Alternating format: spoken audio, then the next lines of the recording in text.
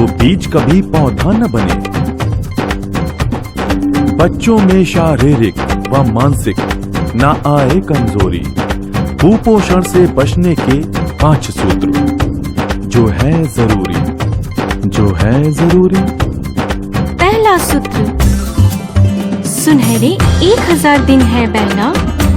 गर्भधारण से प्रसव के 270 दिन मतलब 9 महीना। बच्चे के जन्म से 365 दिन यानी 1 साल। ध्यान से रहना, फिर 1 साल से 365 दिन कुल 1000 दिन है सही ना? 1000 दिन गर्भवती महिला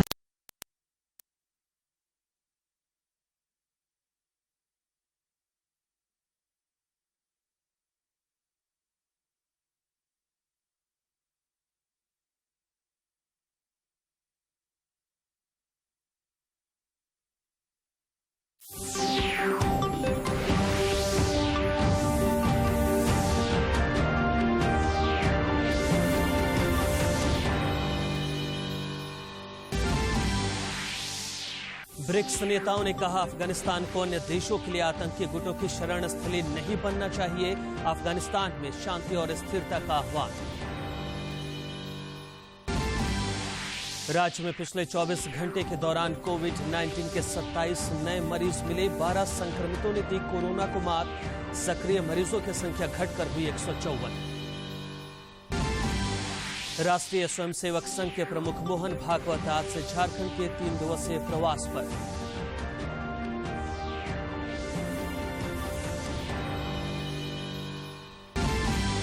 और झारखंड समेत देश भर में पूरी श्रद्धा के साथ मनाया जा रहा है गणेश चतुर्थी का पर्व। राष्ट्रपति, प्रधानमंत्री, राज्यपाल और मुख्यमंत्री ने दी शुभकामनाएं।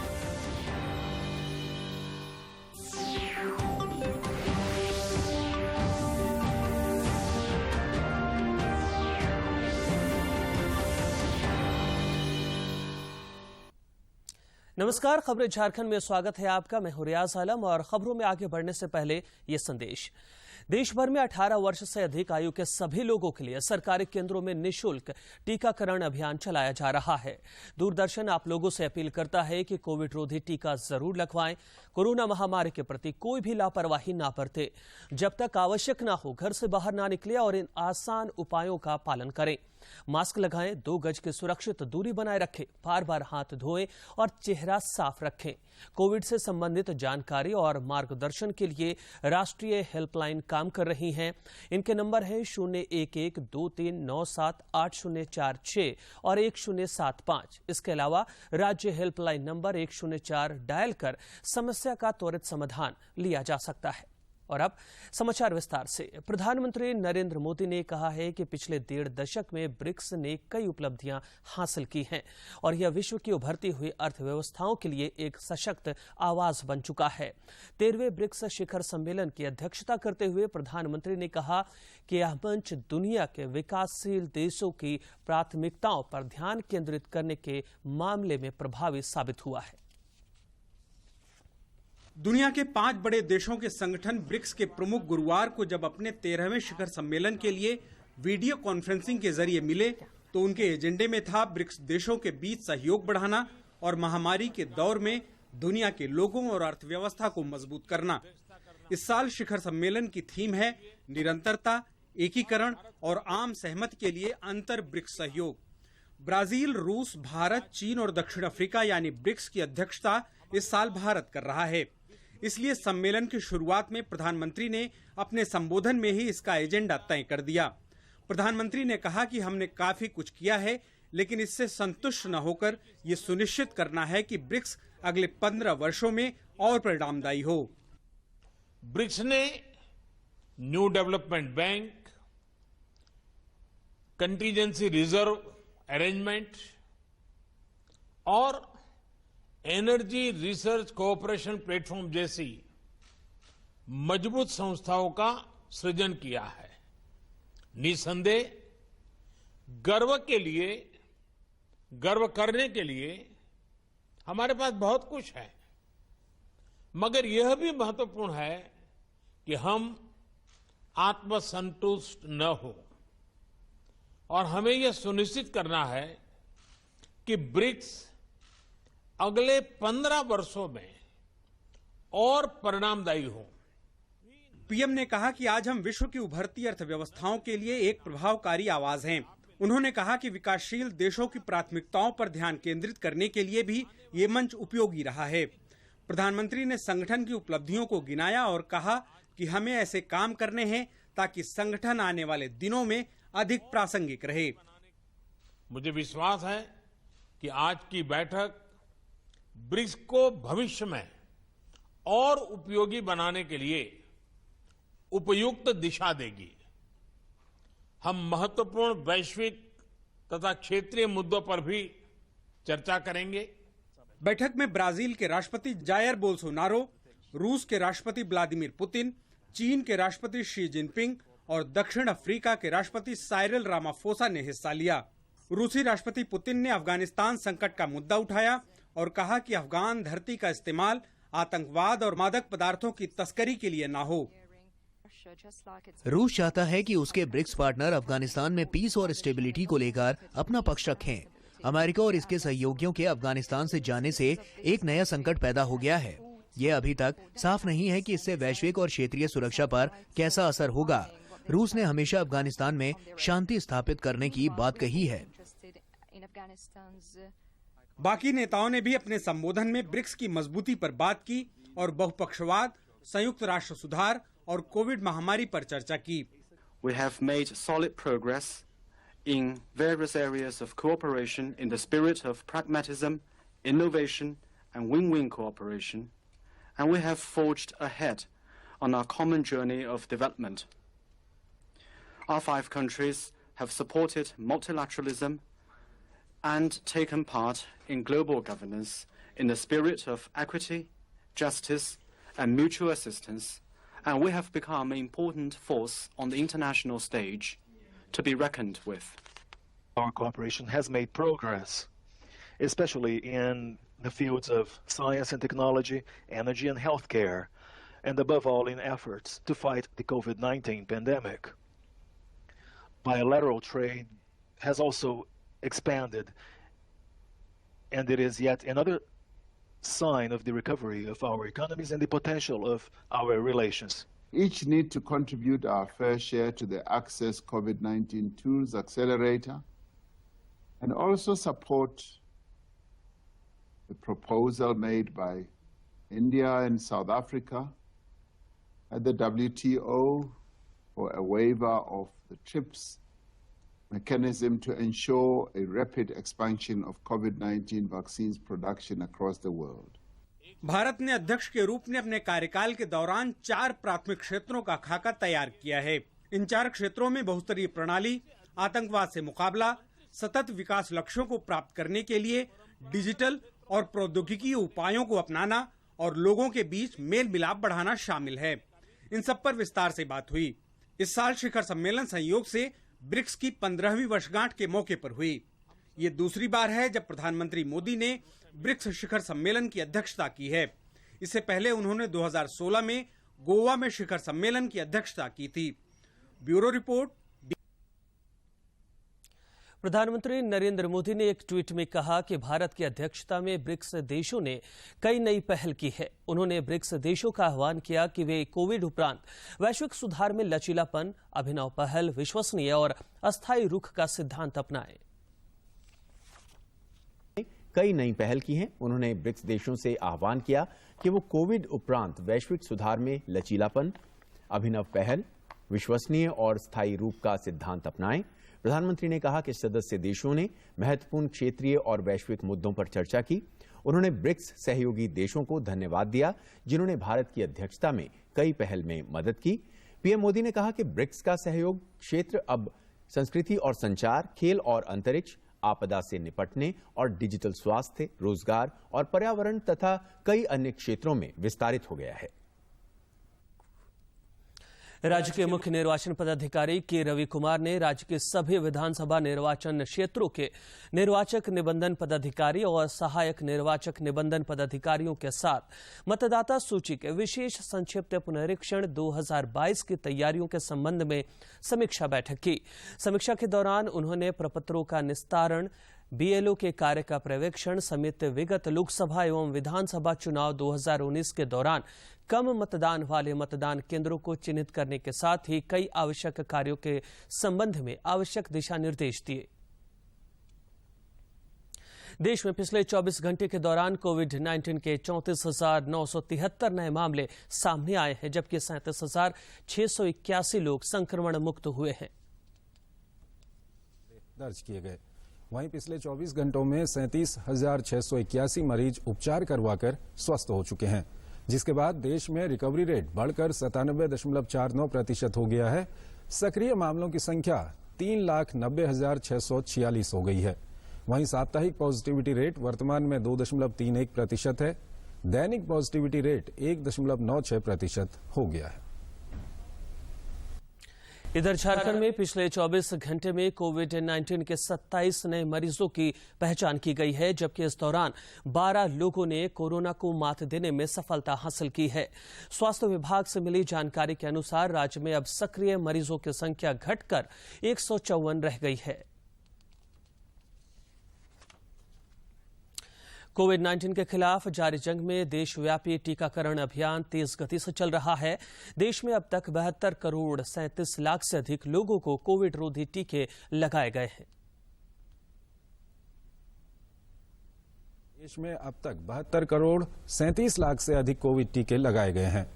पिछले 24 घंटों में 67,58,000 से ज्यादा खुराकें दी गई हैं। टीकाकरण अभियान देश में लोगों की कोविड से सुरक्षा का एक महत्वपूर्ण माध्यम है और इसकी उच्च स्तर पर लगातार समीक्षा और निगरानी की जा रही है।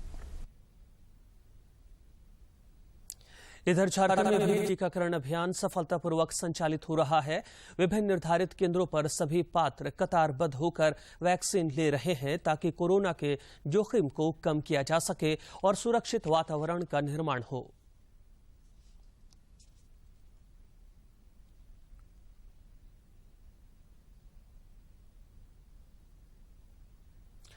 केंद्र सरकार के महत्वाकांक्षी आयुष्मान भारत योजना गरीबों के लिए काफी मददगार साबित हो रही है।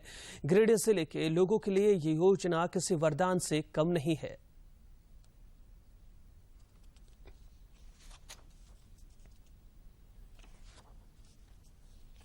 निशा कुमारी गिरिडीह की रहने वाली हैं। गरीब माता पिता के लिए निशा का अपेंडिक्स का ऑपरेशन कराना संभव नहीं था। ऐसे में सहारा बनी भारत सरकार की आयुष्मान भारत योजना।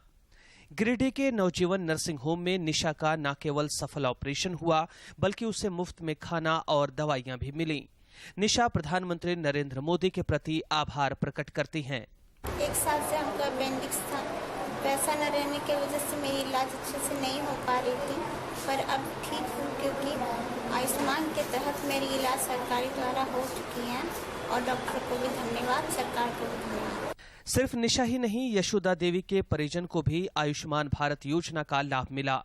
यशोदा देवी के परिजन के टूटे पैर का भी मुफ्त इलाज हो गया।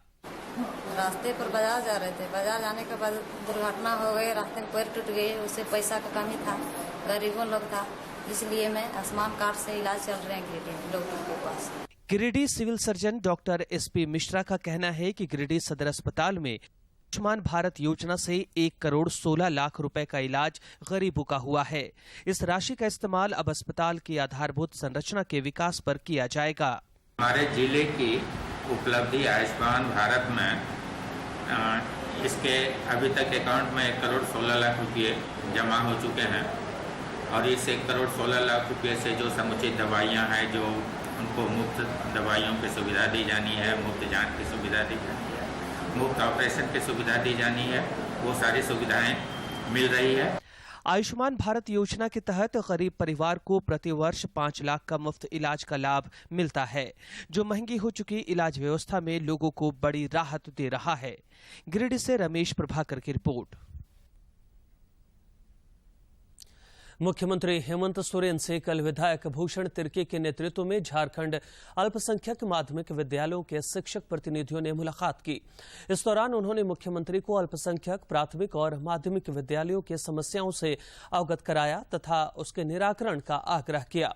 प्रतिनिधिमंडल ने मुख्यमंत्री से इन विद्यालयों के लिए नियुक्ति एवं सेवा शर्त नियमावली 2021 को यथाशीघ्र लागू करने की दिशा में कदम उठाने का आग्रह किया। समाचारों का सिलसिला जारी रहेगा, लेकिन इस विराम के बाद।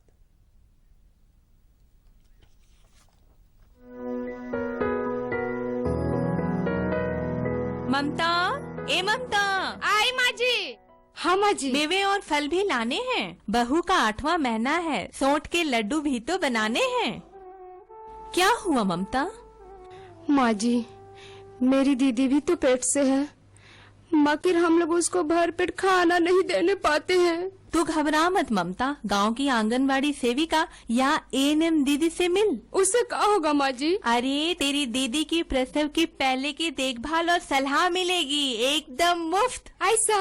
हाँ। तो हम जाए माँ जी? अरे कहाँ? बाजार की आंगनबाड़ी। आंगनबाड़ी। स्वस्थ माता तो स्वस्थ बच्चा, स्वस्थ बचपन तो भविष्य अच्छा। आज जो माहौल है, 4 बातें खासकर इसमें ध्यान देने की जरूरत है। पहला ये कि हमेशा मास्क का इस्तेमाल करें, हाथों का सैनिटाइज करें, 2 गज की डिस्टेंसिंग मेंटेन करें, वो वैक्सीनेशन, ये सबसे ज्यादा जरूरी है कि हर जो झारखंडी है वो अपने आप को वैक्सीन जल्द से जल्द लेकर के अपना टर्म्स आते साथ उसको करें। और यही एक तरीका है जो हम पूरे झारखंड को कोविड के जो है उससे हम पार लग सकेंगे और उससे सक्सीड कर सकेंगे। नहीं, पानी तो पिला दो। 6 महीने तो होने दे। दूध पिए रोज। दादी ना दे दो। रुक जा, पहले 6 महीने तो होने दे।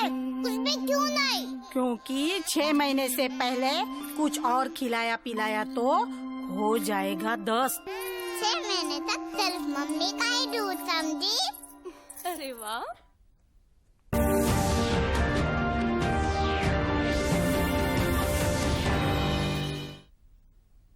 खबरों में आगे बढ़ेंगे। राष्ट्रीय स्वयंसेवक संघ आरएसएस के सरसंघ चालक डॉक्टर मोहन भागवत आज से झारखंड के 3 दिवसीय प्रवास पर आ रहे हैं। इस दौरान वे संघ के पदाधिकारियों के साथ झारखंड में शाखाओं की स्थिति, शाखा विस्तार, कोरोना काल में स्वयंसेवकों द्वारा किए गए सेवा कार्य, कोरोना संक्रमण की तीसरी लहर को देखते हुए संघ एवं अनुषांगिक संगठनों की ओर से की जा रही तैयारी आदि विषयों पर चर्चा करेंगे। इस बार संघ प्रमुख 3 दिनों तक धनबाद में रहेंगे। संघ सूत्रों के अनुसार 10 सितंबर से 12 सितंबर तक होने वाली बैठक में संघ के विभाग एवं प्रांत स्तर के पदाधिकारी शामिल हो सकते हैं। रांची नगर निगम सहित राज्य के नगर निकायों में महापौर और नगर आयुक्त तथा अध्यक्ष और कार्यपालक पदाधिकारियों के बीच उठ रहे विवादों को देखते हुए नगर विकास एवं आवास विभाग ने निकायों में जनप्रतिनिधियों और अधिकारियों के कार्यक्षेत्रों तथा अधिकार पर महाधिवक्ता से मंतव्य मांगा था।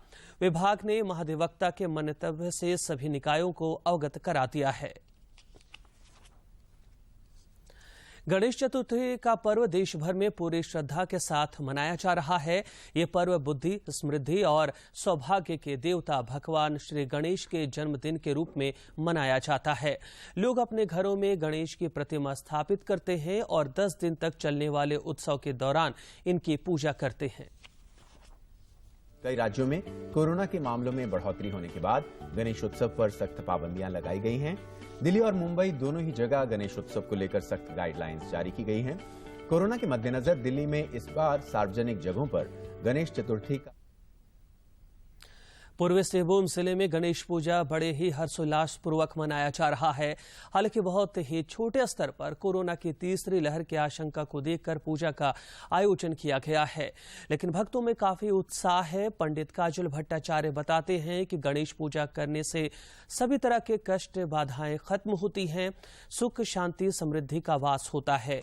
इसलिए गणेश पूजा हमें करनी चाहिए। इस अवसर पर पूजा समिति के अध्यक्ष गौरी शंकर राव ने बताया कि वो पिछले 27 वर्षों से यहां पूजा का आयोजन करते आ रहे हैं। पवित्र वा सर्वावस्थां ततोऽपि वा यत्सर्वे पुण्डरीकाक्ष्ये सावाच्ये अभ्यन्तरां शुचि नमो ब्रह्मण्ये।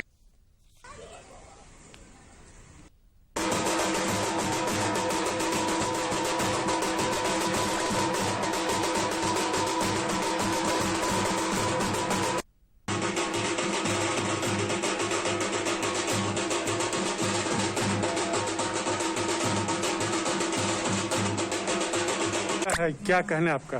आज गणेश चतुर्थी है। माँ गौरी और शिव शंकर भोलेनाथ के पुत्र विघ्नहर्ता सर्व विघ्नहर्ता इस गणेश जी का पूजा हम लोग का सर्वप्रथम होता है। इसके बाद ही सब शुभ कर्म या पूजा पाठ सब तरह के कार्य किया जाता है।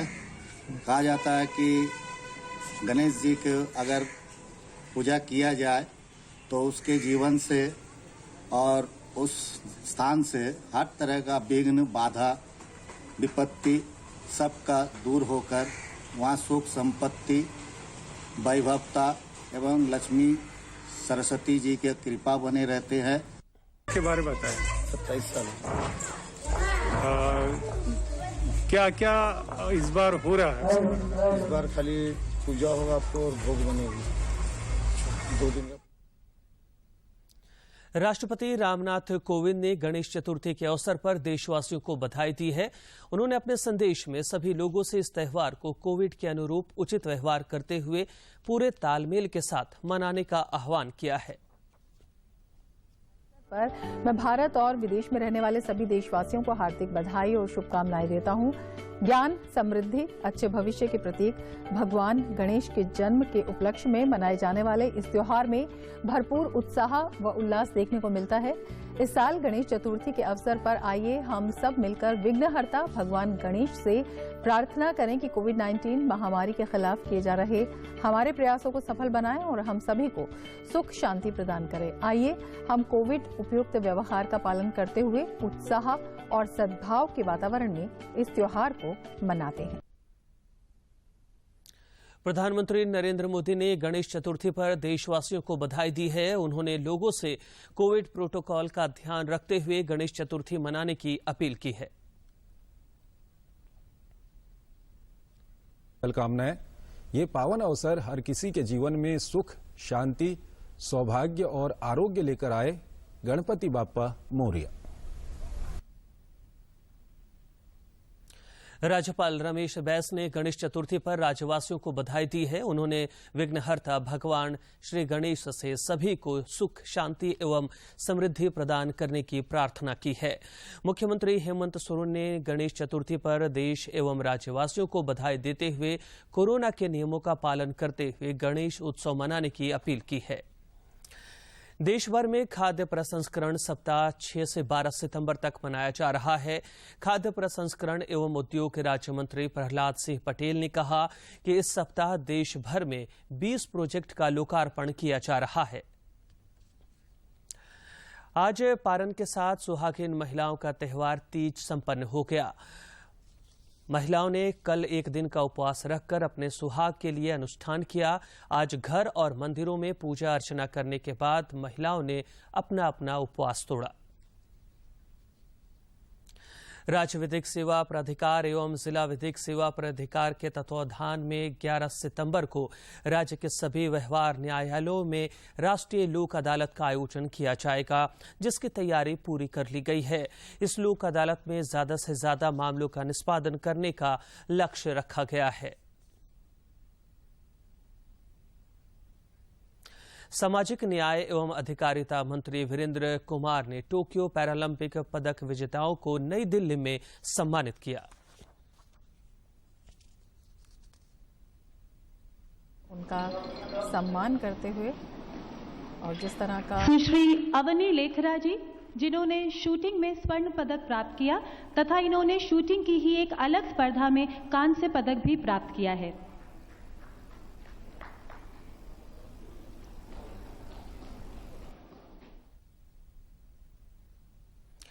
आजादी का अमृत महोत्सव पर देश गुमनाम क्रांतिकारियों को याद कर रहा है।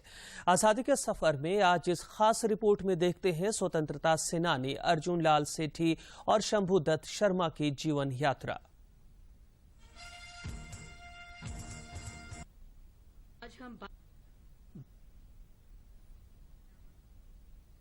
और गोविंद बल्लभ पंत की 10 सितंबर 1915 को अपने समय के सबसे अधिक जोशीले स्वाधीनता सेनानियों में से एक जतेंद्र नाथ मुखर्जी ने अंग्रेजों से अपनी अंतिम लड़ाई लड़ी और शहीद हुए। जतेंद्र नाथ का जन्म अविभाजित बंगाल के नादिया जिले के कुश्तिया उप संभाग में हुआ था, जो अब बांग्लादेश में है। जतिन आरंभिक दिनों से ही वर्ग, जाति या धर्म पर ध्यान दिए बिना सभी भारतीयों से प्रेम करते थे। एक बार गांव के लोगों को बचाने के लिए जतिन ने नरभक्षी रॉयल बंगाल टाइगर का करीब 3 घंटे तक मुकाबला किया। उन्होंने गोरखा छुरी से बाघ को मार गिराया, इसलिए उनको बाघा जतिन कहा जाने लगा। कॉलेज के दिनों में जतेंद्र नाथ सिस्टर निवेदिता द्वारा आयोजित राहत शिविर में शामिल हुए। सिस्टर निवेदिता ने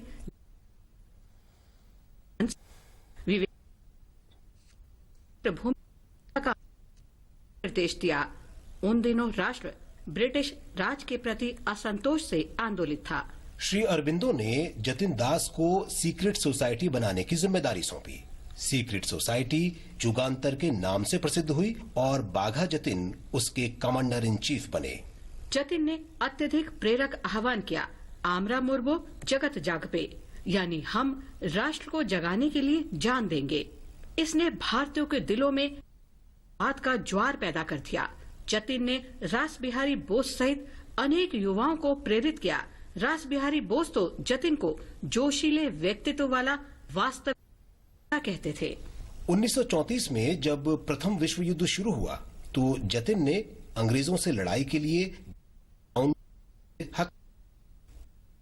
आगमन के लिए के साथ जिम्मेदारी एमएन रॉय को सौंपी गई। के साथ जतिन बालेश्वर के निकट छिपे थे, जहां हथियारों से लदा जर्मन जहाज आना था, लेकिन इस कंसाइनमेंट की सूचना आयरिश एजेंट द्वारा लीक हो गई और अंग्रेजों ने हमला कर दिया।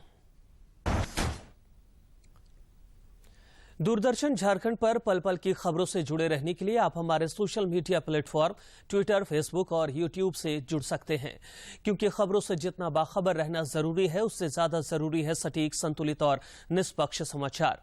हमारा ट्विटर हैंडल और फेसबुक पेज है डीडी न्यूज झारखंड। आप हमें YouTube channel Jharkhand DD news पर भी देख और सुन सकते हैं।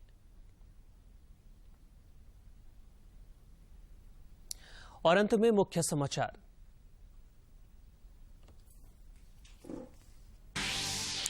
ब्रिक्स नेताओं ने कहा, अफगानिस्तान को अन्य देशों के लिए आतंकी गुटों की शरण स्थली नहीं बनना चाहिए। अफगानिस्तान में शांति और स्थिरता का आह्वान। राज्य में पिछले 24 घंटे के दौरान कोविड-19 के 27 नए मरीज मिले।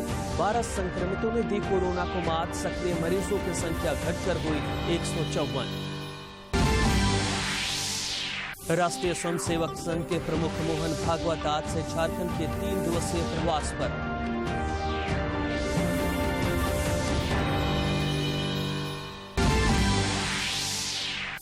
और झारखंड समेत देश भर में पूरी श्रद्धा के साथ मनाया जा रहा है गणेश चतुर्थी का पर्व।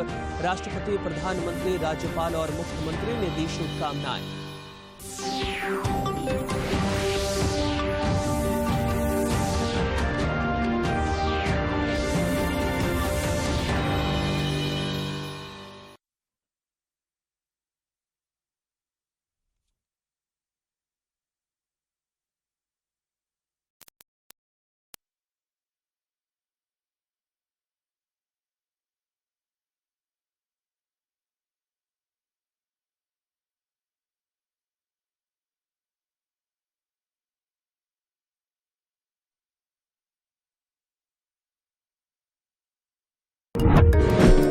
प्यारे बच्चों, कोविड-19 के कारण आप सभी अपने अपने घरों में रहकर ही अपनी पढ़ाई कर रहे हैं।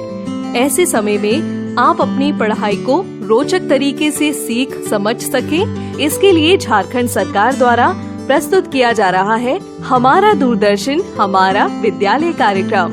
इसके माध्यम से आप प्रत्येक दिन सोमवार से शुक्रवार तक पूर्वाह्न 10 से 12 तथा अपराह्न 1 से 2 बजे तक अपनी अपनी कक्षाओं के अनुरूप कार्यक्रम देख सकेंगे। अब पढ़ाई नहीं रुकेगी। स्कूली शिक्षा एवं साक्षरता विभाग झारखंड।